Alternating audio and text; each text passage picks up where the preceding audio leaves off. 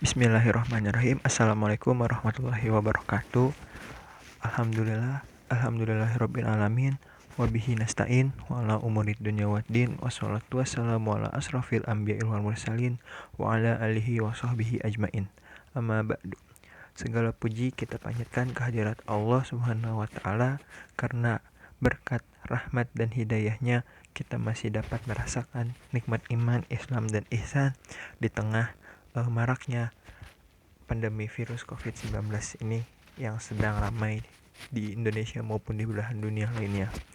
Salawat dan salam tetap tercurah kepada junjungan kita Habibana wa Nabiyana Muhammad SAW, kepada keluarganya, sahabatnya, para tabi'in, dan umatnya hingga akhir zaman nanti. Amin ya robbal alamin. Sebelumnya, perkenalkan, nama saya Muhammad Rafka, mahasiswa Ilmu Pendidikan Agama Islam Universitas Pendidikan Indonesia. Pada kesempatan kali ini saya mendapatkan tugas ulangan tengah semester dan saya akan membahas sedikit mengenai manusia dan tujuan penciptaannya dalam Al-Quran menurut perspektif pendidikan Islam. Sebelum ke pembahasan inti, kita ketahui dulu apa sih manusia itu. Nah, jadi manusia itu adalah makhluk paling sempurna yang pernah diciptakan oleh Allah Subhanahu wa taala. Kesempurnaan yang dimiliki oleh manusia merupakan suatu konsekuensi fungsi dan tugas mereka sebagai khalifah di muka bumi ini. Al-Quran menerangkan bahwa manusia berasal dari tanah. Hal ini dapat diartikan bahwa jasad manusia diciptakan Allah dari berbagai macam unsur kimiawi yang terdapat dari tanah. Ahli ilmu mantik atau logika menyatakan bahwa manusia adalah hewan yang berpikir atau disebut juga hayawan al-natiq. Sedangkan ahli antropolog atau budayawan menyatakan bahwa manusia adalah makhluk budaya atau disebut juga homo sapiens. Dan kaum agamawan menyatakan bahwa manusia adalah makhluk yang senantiasa bergantung pada kekuatan supranatural. Itulah yang ada di luar kekuatan dirinya. Namun, di dalam Al-Quran terdapat banyak kata yang mengindikasikan tentang manusia dengan kata yang berbeda-beda. Antara lain, al-bashar, an-nas, al-ins, al-insan, dan Bani Adam. Selain istilah tersebut, Al-Quran juga bercerita tentang sifat-sifat manusia, hakikat manusia, fungsi manusia, dan tujuan diciptakannya manusia di muka bumi. Nah, dari Al-Bashar, An-Nas, Al-Ins, Al-Insan, dan Al-Bani Adam ini kita bahas satu persatu. Nah, pertama, Al-Bashar. Kata syar yang terdiri dari huruf ba, shin, dan ro yang arti dasarnya tampaknya sesuatu baik dan indah. Kata basar juga berarti menggembirakan, mengguliti, memperlihatkan, dan mengurus sesuatu. Ar-Raghib al-Ashfahani mengatakan bahwa bashar berarti al-jild atau kulit. Manusia disebut bashar karena kulitnya terlihat jelas. Berbeda dengan binatang, kulitnya tidak tampak karena tertutup oleh bulu. Dengan demikian, manusia yang sudah jelas diakui keberadaannya itulah yang disebut bashar. Nah, penggunaan istilah bashar ini dalam Al-Quran menurut Muhammad Quraish Shihab atau Ibnu Manzur dalam dijelaskan sebagai berikut. Yang pertama, lebih cenderung digunakan pada hal-hal yang berkaitan dengan aspek fisik yang tampak pada manusia secara umum, seperti kulit, rambut, bentuk fisik secara umum, kebutuhan biologis. Nah, yang kedua, dalam beberapa kasus istilah, bashar juga digunakan untuk menggambarkan aspek-aspek psikis seperti kebutuhan, batas-batas kemampuan pengindra, melihat hal-hal yang gaib, memperoleh ilmu yang berasal dari Allah Subhanahu wa taala, dan tahap-tahap perkembangan manusia hingga mencapai kedewasaan. Nah, untuk kata yang kedua ini yaitu al-insan. Secara etimologi, ulama berbeda pendapat tentang asal katanya. Sebagian mengatakan bahwa al-insan berasal dari kata akar nawasa yang berarti bergerak. Ada juga yang mengatakan berasal dari kata anasa yang berarti jinak. Dan ada juga yang berkata dari kata nasia yang berarti lupa. Tapi secara etimologi, al-insan dapat diartikan harmonis, lemah lembut, tampak, atau pelupa. Menurut M. Quraish Shihab, manusia dalam Al-Quran disebut dengan al-insan yang terambil dari kata uns, yang berarti jinak, harmonis, dan tampak. Pendapat ini, jika ditinjau dari sudut pandang Al-Quran, lebih tepat dari yang berpendapat bahwa ia terambil dari kata nasia, yang berarti lupa, atau nasa yansu, yang berarti bergoncang. Kata insan digunakan Al-Quran untuk menunjukkan kepada manusia dengan seluruh totalitas, jiwa, dan raga. Manusia berbeda antara seseorang dengan yang lain akibat perbedaan fisik, mental, dan kecerdasannya. Dengan kata lain, al-insan itu digunakan Al-Quran untuk menunjukkan totalitas manusia sebagai makhluk jasmani dan rohani. Harmonisasi kedua aspek tersebut dengan berbagai potensi yang dimilikinya mengantarkan manusia sebagai makhluk Allah yang unik dan istimewa lagi sempurna, dan memiliki perbedaan individual antara satu dengan yang lain, dan sebagai makhluk dinamis sehingga makhluk menyandang predikat khalifah Allah di muka bumi. Nah, untuk al-insan yang ketiga ini yaitu Anas. Dalam Al-Quran, kata Anas ini dihubungkan dengan fungsi manusia sebagai makhluk sosial. Sebagai makhluk ciptaan Allah, bagaimanapun manusia dituntut untuk beriman kepada penciptanya. Kemudian, dalam kehidupan sosial, mereka dituntut untuk berbuat kebaikan. Adapun terdapat 3 kerangka pokok peran manusia yang digariskan penciptanya.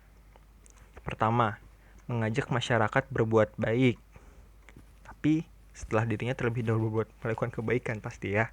Kan gak lucu kalau kita udah ngajak berbuat baik, tapi kita sendiri masih belum melakukan kebaikan, kan gimana gitu ya. Nah, yang kedua, mencegah masyarakat berbuat kemungkaran sebelum perbuatan mungkar terjadi.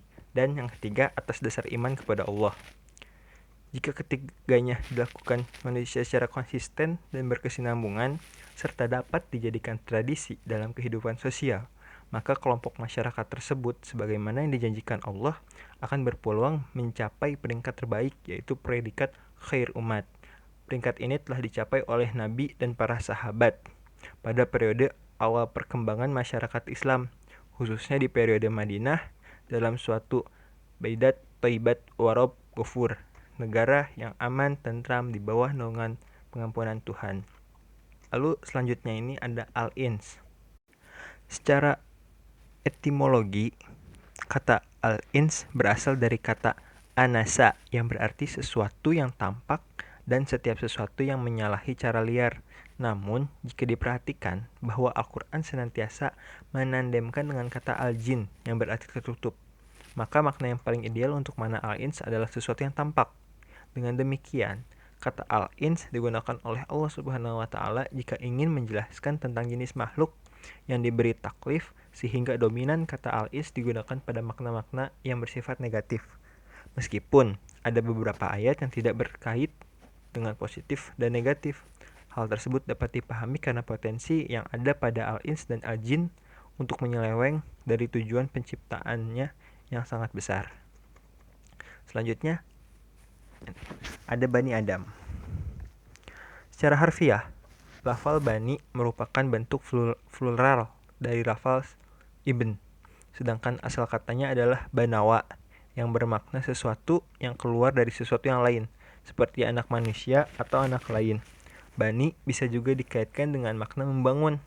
Oleh karena itu, Ibn bisa bermakna bangunan karena ia merupakan bangunan bapak dan menjadi penyebab keberadaannya.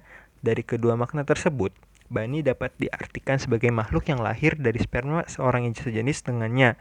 Jika dikaitkan dengan lafal Adam, maka yang dimaksud dengan Bani Adam adalah anak-anak yang dilahirkan dari Adam dan anak-anak Adam dan seterusnya. Sehingga dapat dikatakan Bani Adam adalah keturunan Nabi Adam alaihissalam. Nah, tadi itu ya adalah penjelasan tentang manusia itu seperti apa, bagaimana manusia itu. Nah, sekarang kita akan melanjutkan kepada Pendidikan Islam. Pendidikan Islam, menurut S. A. Ibrahim, pendidikan Islam adalah pengertian sebenarnya adalah suatu sistem pendidikan yang memungkinkan seseorang dapat mengarahkan kehidupannya sesuai dengan ideologi Islam atau cita Islami, sehingga ia dengan mudah dapat membentuk kehidupan dirinya sendiri sesuai dengan ajaran Islam. Menurut Hasan Langgulung, pendidikan Islam adalah proses penyiapan generasi muda untuk mengisi peranan, memindahkan pengetahuan, dan nilai-nilai Islam yang diselaraskan dengan fungsi manusia untuk beramal di dunia dan memetik hasilnya di akhirat. Menurut Muhammad Fadil Al-Jamali, pendidikan Islam merupakan upaya mengembangkan, mendorong, serta mengajak seseorang lebih maju dengan berlandaskan nilai-nilai yang tinggi dan kehidupan yang mulia agar terbentuknya suatu pribadi yang lebih sempurna, baik itu yang berkaitan dengan perbuatan, akal, maupun perasaan. Sehingga dari definisi pendidikan Islam itu, kita dalam menarik kesimpulan bahwa definisi perspektif pendidikan Islam adalah cara pandang dalam proses mengubah tingkah laku individu untuk mendorongnya memiliki landasan nilai kehidupan yang mulia agar sesuai dengan ajaran agama Islam. Secara rinci juga bahwa kaitannya dengan tujuan penciptaan manusia adalah agar manusia mengetahui tujuan penciptaannya untuk dapat memiliki landasan kehidupan yang islami sesuai dengan ajaran Al-Quran dan As-Sunnah. Nah, setelah kita mengerti atau mendengar penjelasan dari manusia dan pendidikan Islam itu, kita akan langsung kepada tujuan penciptaan manusia dalam perspektif pendidikan Islam. Secara garis besar, penciptaan manusia dalam pendidikan Islam terbagi menjadi dua, yaitu sebagai khalifah dan sebagai abdillah. Yang pertama, tujuan manusia sebagai khalifah. Pandangan yang menganggap manusia sebagai khalifah di muka bumi ini bersumber pada firman Allah surat Al-Baqarah ayat 30 yang berbunyi, A'udzubillahi minasyaitonirrajim. Bismillahirrahmanirrahim. Wa idz qala rabbuka lil malaikati inni ja'ilun fil ardi khalifah qalu ataj'alu fiha may yufsidu fiha wa yasfikut dima wa nahnu nusabbihu bihamdika wa nuqaddisu lak qala inni a'lamu ma la ta'lamun. Quran Surat Al-Baqarah ayat 30 yang artinya, ingatlah ketika Tuhanmu berfirman kepada para malaikat, sesungguhnya aku hendak menjadikan seorang khalifah di muka bumi.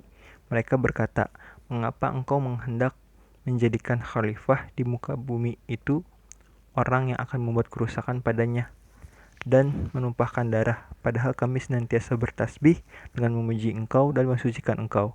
Tuhan berfirman, sesungguhnya aku mengetahui apa yang tidak kamu ketahui. Al-Quran tidak memandang manusia hanya sebagai makhluk yang diciptakan secara kebetulan atau tercipta dari kumpulan atom saja, tapi ia diciptakan sebelumnya direncanakan untuk menjadikan satu tugas sebagai khalifah di muka bumi ini. Manusia dibekali Allah Subhanahu wa Ta'ala dengan potensi dan kekuatan positif untuk mengubah berbagai corak kehidupan di dunia ke arah yang lebih baik. Kata khalifah itu mencakup dua pengertian. Yang pertama, orang yang diberi kekuasaan untuk mengelola wilayah, baik luas maupun terbatas. Lalu, khalifah memiliki potensi untuk mengemban tugasnya, namun juga dapat berbuat kesalahan dan kekeliruan. Tugas kekhalifahan tersebut memang sangat berat, namun status ini dapat menunjukkan arah dengan peran manusia sebagai penguasa di bumi atas petunjuk Allah. Tugas manusia sebagai khalifah di bumi ini tidak semata perintah Allah untuk mengelola alam semesta ini tanpa adanya arah dan petunjuk dari Allah. Akan tetapi, Allah telah membekali manusia dengan potensi-potensi ilmu pengetahuan dan sarana untuk memahami ilmu pengetahuan. Yang kedua, tujuan manusia sebagai abdillah. Allah Subhanahu wa Ta'ala berfirman dalam Quran surat Az-Zariyat ayat 56 yang berbunyi, Bismillahirrahmanirrahim. Wa ma khalaqtul jinna wal insa illa liya'budun.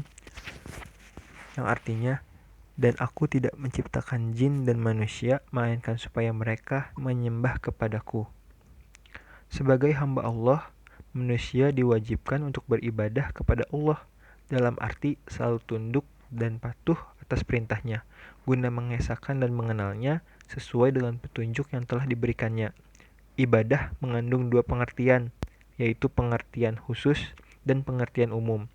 Dalam pengertian khusus, ibadah adalah melaksanakan peraturan-peraturan yang mengatur hubungan antara hamba dan Tuhannya yang tata caranya diatur secara terperinci di dalam Al-Quran dan As-Sunnah.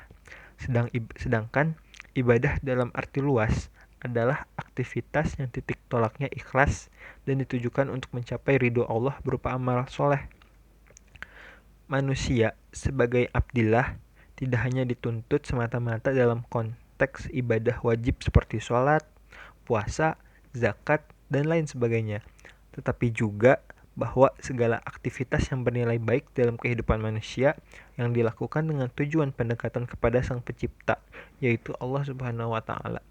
Sebagai mu'abbid, manusia dalam hal ini dituntut agar mampu merefleksikan sifat-sifat Tuhan ke dalam dirinya dan menjadikan sifat-sifat Tuhan lebih aktual dalam berbagai tindakan. Dari uraian itu dapat disimpulkan bahwa tugas manusia sebagai abdillah selain sebagai menjalankan ibadah yang diwajibkan Allah dan yang disunahkan oleh Rasulullah SAW yang bernilai baik dalam kehidupan manusia, baik berhubungan langsung dengan Allah maupun dengan sesama manusia. Kewajiban dan sunnah tersebut juga harus diaktualisasikan dalam berbagai tindakan. Kesimpulannya, mengenai pembahasan ini, bahwasanya manusia dalam pandangan pendidikan Islam memiliki visi untuk membina jasadiyah dan ruhiniyah dari seorang insan, bashar, bani Adam, dan ins melalui proses tarbiyah yang baik, tersistematis dan memiliki tujuan yang jelas. Pada permulaannya, manusia lahir ke dunia tidak mengetahui sesuatu apapun hingga Allah Subhanahu wa taala memberikan tuntunan kepada manusia dalam kehidupan sehari-hari, yaitu Al-Quran dan As-Sunnah.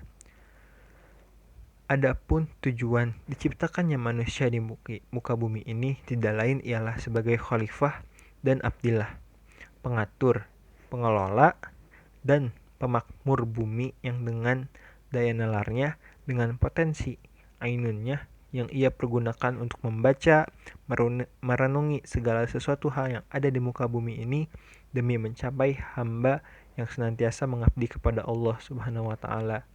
Dan sebagai penutup serta inti dari dalam pendidikan Islam manusia ialah insan yang terus berkembang dari waktu ke waktu, yang memiliki semangat yang tinggi terutama dalam menuntut ilmu. Mungkin itu tadi sedikit yang bisa saya bagikan ke teman-teman semua. Segala kurang lebihnya mohon dimaafkan, karena segala kelebihan hanya terdapat pada Allah Subhanahu wa taala dan segala kekurangan terdapat pada diri saya sendiri. Terima kasih dan mohon maaf. Wallahul muwaffiq ila aqwamit thoriq. Wassalamualaikum warahmatullahi wabarakatuh.